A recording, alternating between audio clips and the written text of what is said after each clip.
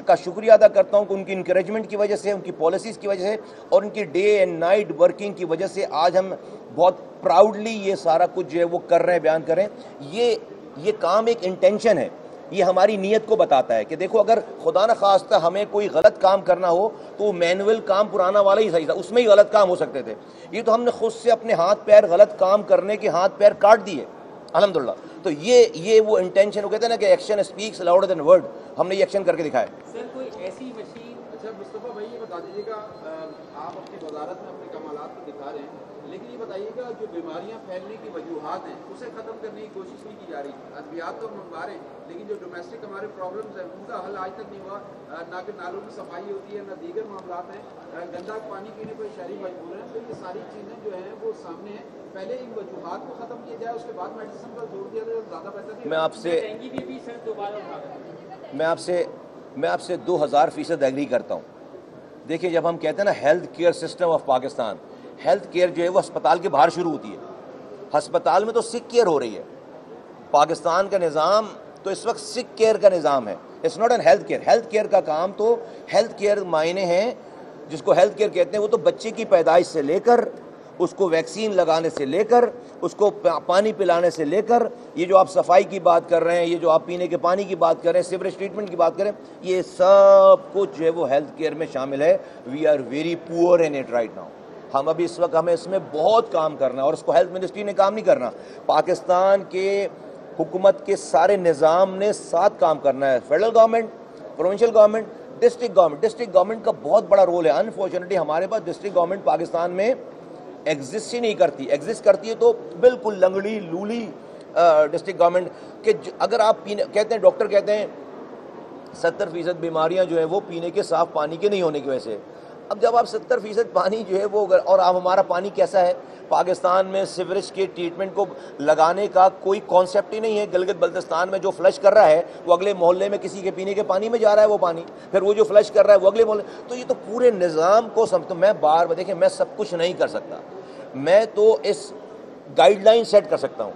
तो हमने बार बार ये गाइडलाइन सेट की कि भाई पाकिस्तान में आप जितने भी अस्पताल बना लेंगे, and I am so glad कि आप ये बात कर रहे हैं, यही बात है असल। आप जितने भी हॉस्पिटल बना लेंगे, जितने भी डॉक्टर ले आएंगे, आपका हॉस्पिटल पहले दिन ऑब्सोलीट हो जाएगा, भर जाएगा।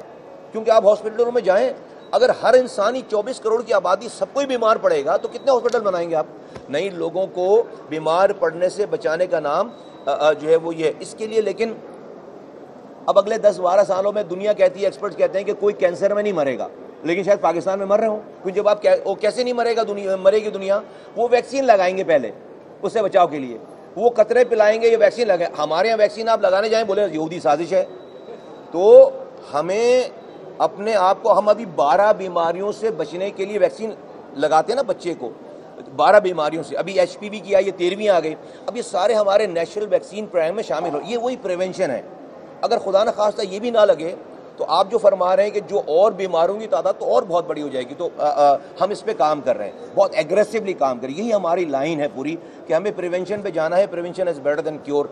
और हमारी तवज्जो बहुत ज़्यादा, वैसे तो हॉस्पिटल सारे प्रोविंसेस के पास हैं, लेकिन हमारी तवज्जो जो है वो प्रिवेंशन पे बहुत ज़्यादा है। तो thank you very much for asking this question. ये बता दीजिएगा कि वैसे तो फिल्म में दावे किए जाते हैं कि बहुत आला दर्जे की जो सेहत की सहूलियात मौजूद हैं, उनको आप कैसा देखते हैं? और कराची के लिए आपकी क्या प्लानिंग है कि कराची में कितने बड़े हॉस्पिटल आ रहे हैं और आपके दौर में आ रहे हैं?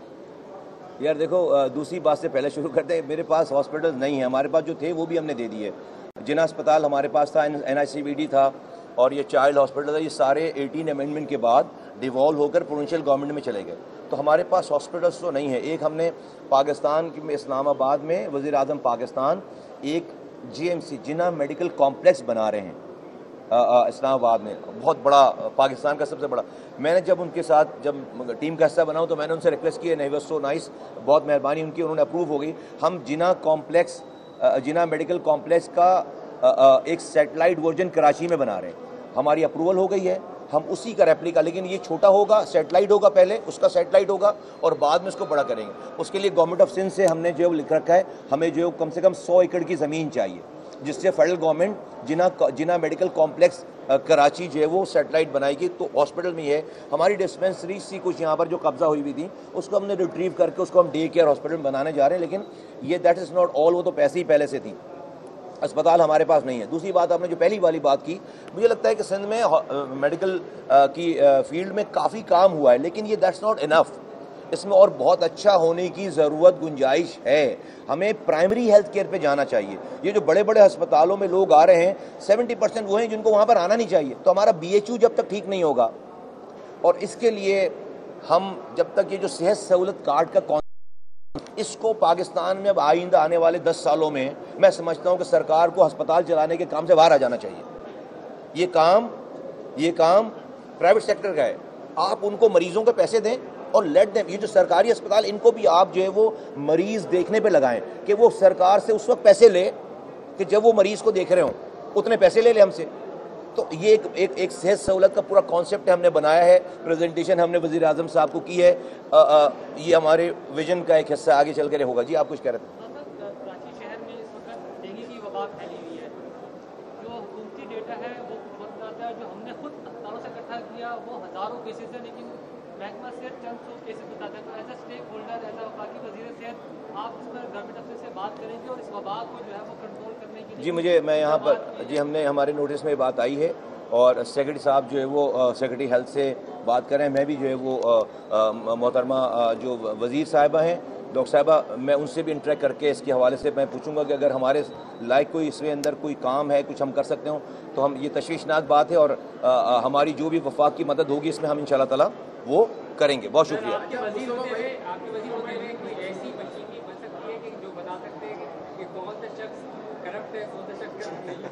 अच्छा मुस्तफा भाई, एक आखिरी सवाल हमारा है कि ये बताइएगा, कुछ शहर जो बच गए हैं कराची शहर में जो बीमारियों से पाक है, उनको कुत्तों से जो है कटने से नहीं बच सकते। 60,000 केसेस जो है वो यहाँ पर जो है वो सालाना रिकॉर्ड होते हैं, लेकिन उस पर पाबंदी लगाई गई है।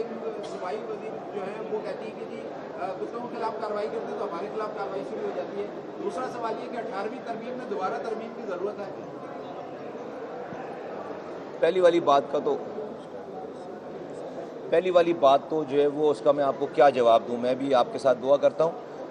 आपने 18वीं तरमीम की बात की। 18वीं तरमीम अपनी असल शेप में जिस इंटेंशन के साथ उसको नाफिज किया गया था वो ग्रास रूट तक नहीं पहुंची है। 18वीं तरमीम जो सूबाई खुद मुख्तारी है, सूबाई खुद मुख्तारी सिर्फ वज़ीर आला के खुद मुख्तारी का नाम नहीं है।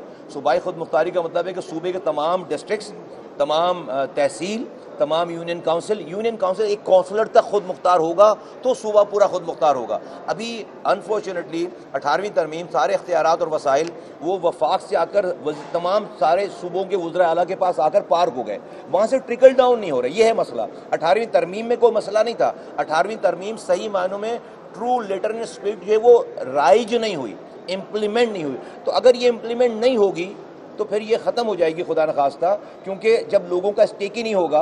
भाई आज अगर कराची में अगर आप वफाक से ले रहे हैं और हमारे जो 300 अरब रुपए से ज़्यादा 3000 अरब रुपए 3600 अरब रुपए बनते हैं कराची का हक, वो नहीं दे रहे आप और कोई 30 अरब रुपए दे रहे हैं, तो मुझे इस बात से क्या गर्ज होगी कि भाई 18वीं तरमीम रहे या चला जाए। मैं एक आम आदमी की बात कर रहा हूँ। तो जो 18वीं तरमीम के सही खदो खाल थे उसको उसी स्पिरिट में इम्प्लीमेंट होना बहुत ज़रूरी है। बहुत शुक्रिया, थैंक यू। तर्जुमान सिंध हुकूमत की जानिब से ये कहा गया था, जब आप हेल्थ कार्ड की लास्ट टाइम बात की थी, हेल्थ कार्ड देने चाहिए लोगों को 10 लाख के बजाय। तर्जुमान सिंध हुकूमत ने ये मौक़िफ़ किया था कि आप 18वीं तरमीम के बाद सूबों में मुदाखलत करें, जबकि आपकी जानिब से एक मज़बूत बात की गई थी कि लोगों को हेल्थ कार्ड दिया जाए ताकि उनका जिस अस्पताल में से इलाज करवा सकें। चलो, मैं इसके कॉन्ट्रोवर्सी में नहीं पढ़ना चाहता, मैंने वो बयान सुना नहीं है। मुझसे तो किसी ने ये वाली बात नहीं की कि आप मुदाखलत कर रहे हैं। जब वो मुझसे कहेंगे तो मैं उनका जवाब दूंगा इंशाल्लाह। Thank you.